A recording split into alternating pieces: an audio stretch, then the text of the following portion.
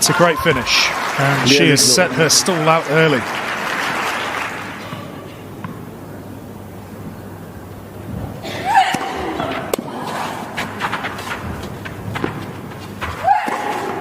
Great finish. In true Ostapenko fashion, expect plenty of winners. Two-time finalist.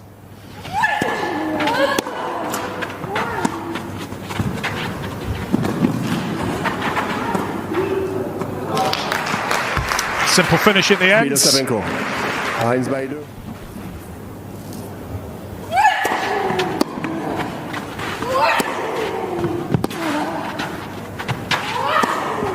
Okay, let me tell you about the moment a tennis match became something else entirely. Not just a sport. Not just a score. But a full psychological war fought on red clay in Austria, where one player was winning so convincingly that the outcome felt like a formality, and then somehow, impossibly, it wasn't. If you've spent any time on tennis Twitter or YouTube this past week, you've probably seen the clips. You've probably seen the comments. And you've almost certainly seen some version of the headline that says Jelena Ostapenko cheated her way past Alexandra Eala in the Linz Open round of 16. I'm going to tell you right now, that story is wrong. But the real story? The real story is actually so much more fascinating, so much more brutal, and so much more revealing about what it actually takes to survive at the highest level of women's tennis. Because what happened in that match wasn't cheating. It was something far more uncomfortable to accept. Let's go back to the beginning, because you need to understand what Alex brought into this match to truly appreciate the devastation of how it ended. Alexandra Eala is not your typical young prospect still figuring things out on tour. She is a left-handed baseliner trained at the Rafa Nadal Academy, which means she grew up learning how to construct points with heavy topspin, how to push opponents back, how to suffocate players who like the ball flat and fast. And if you know anything about Jelena Ostapenko, you know that flat and fast is basically her entire identity. Ostapenko doesn't really do rallies. She doesn't grind. She walks onto the court with the intention of hitting the cover off the ball from the very first point, and she does it on every surface, but especially on clay, where her aggressive game creates chaos that most players simply aren't equipped to handle. So on paper, this looked like a classic clash of styles. Power versus craft. Flat versus topspin. Aggression versus construction. And in the early stages of this match, Alex was winning that tactical battle convincingly. She wasn't intimidated. She wasn't backing up. She was stepping in, using her left-handed angles to pull Ostapenko wide, disrupting the Latvian's rhythm, and forcing errors from a player who can be incredibly error-prone when she's not timing the ball perfectly. Alex built a 4-2 lead in the first set and looked completely in control of where the match was heading. The problem is that Ostapenko has been here before. She's been broken, she's been pushed around, she's been on the wrong side of a momentum shift more times than anyone can count. But she's also a French Open champion.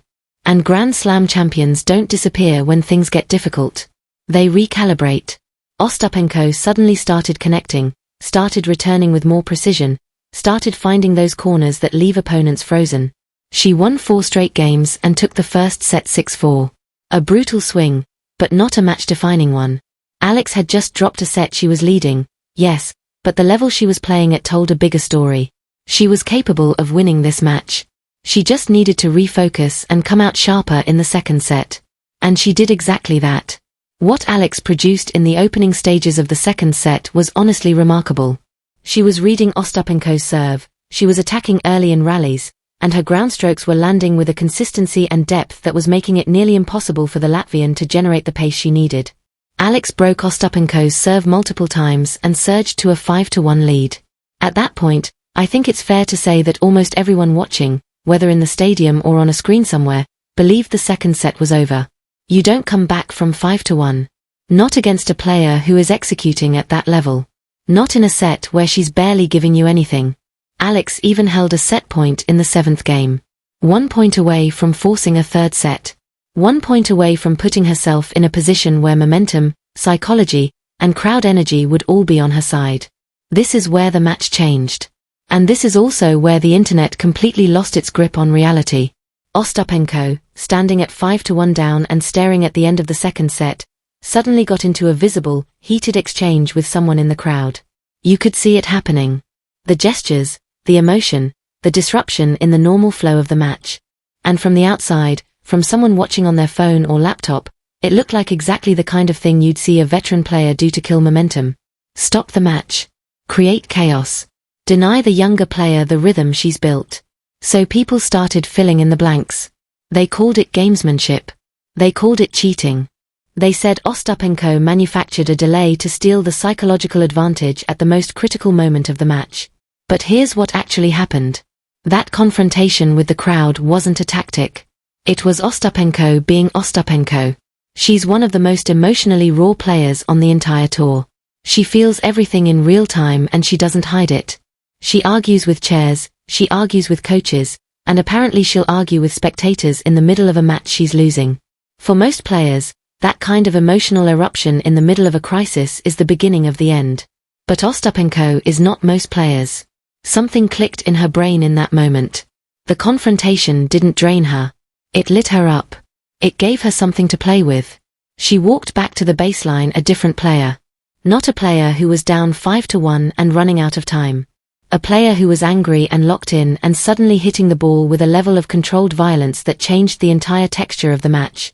She started moving into the court more aggressively, taking the ball earlier, hitting returns that were landing at angles Alex simply had no answer for. The flat ball that Ostapenko generates when she's fully dialed in is one of the most genuinely difficult things to defend in women's tennis. It skids through the court, it stays low, and it gives you almost no time to load up and swing.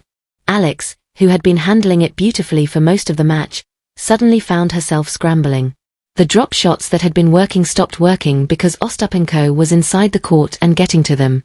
The defensive slices that had been keeping rallies neutral stopped being effective because Ostapenko was punishing anything that sat up. 1 game became 2. 2 became 3. The crowd in Linz, which had been relatively quiet, started coming alive. And that energy fed Ostapenko even further. 4 games, then 5. The set point that Alex had been so close to converting felt like a lifetime ago. And then it was over. Ostapenko won 6 consecutive games to take the second set 7-5 and close out the match in 1 hour and 43 minutes. The crowd erupted, Ostapenko celebrated with that familiar fire, and Alex walked off the court having lost a match she had been completely on the verge of saving. That moment, the transition from 5-1 to 7-5, is the part that the cheating narrative was built around. And I understand why, because emotionally it makes no sense. How do you lose 6 straight games when you're 1 game from the finish line? How do you go from that kind of control to that kind of collapse? The answer that feels satisfying to some people is that something external interrupted the natural flow, that Ostapenko manipulated the situation to create an illegal advantage. But the uncomfortable truth is simpler and harder to accept. Alex didn't have a finishing weapon. When Ostapenko stopped making errors, when the free points dried up, Alex had no way to force the issue. She waited. And waiting against Ostapenko is dangerous, because Ostapenko does not wait. She accelerates. She goes for more, not less, when the pressure builds. And when her timing is right, which it clearly was in those final 6 games, there is no defensive answer for what she produces. The lesson buried inside this loss is one that Alex's coaching team absolutely needs to grapple with seriously. She can compete with the best in the world. That much is undeniable. She has the movement, the variety, the tactical intelligence, and the mental toughness to build leads against players who have won Grand Slams. But building a lead and closing a match are 2 entirely different skills. Closing requires aggression at the exact moment your instincts might be telling you to protect what you have. Closing requires the ability to hit through someone, not just around them, when the match is on the line. And closing requires a ruthlessness that is genuinely hard to develop, because it means being willing to take risks when the safest option feels like it's working. When you have a player like Ostapenko pinned at 5-1, the worst thing you can do is give her time to breathe. You have to be the one pressing. You have to be the one hitting first and hitting hard. Because the second she finds her strike zone, the second that flat ball starts landing where she wants it to land, the dynamic shifts completely and it shifts fast. None of this is a criticism of who Alex is as a player. She's young, she's still developing, and this match will almost certainly be one of those painful turning points that genuinely accelerates that development. The best players in the world have all lost matches exactly like this one. They've all had the lead, felt the match slipping, and found themselves unable to stop the tide. The ones who become champions are the ones who look at those moments honestly, without excuses, and go back to work on the specific thing that was missing. For Alex, That thing is clear now. She can fight back from behind. She proved it against Ostapenko in the second set. Now she needs to learn how to finish, how to be the player who is impossible to come back against, how to put her foot on the throat and keep it there. The cheating story was always fiction. A convenient narrative for a devastating result that felt impossible to explain any other way. But the real story, the one about a 5-1 lead that didn't hold, about a champion who found herself in the crowd argument and somehow turned it into fuel, about a young player who showed the entire world she belongs at this level but learned a brutal lesson about what it takes to win at this level, that story is real. And honestly, it's a much better one.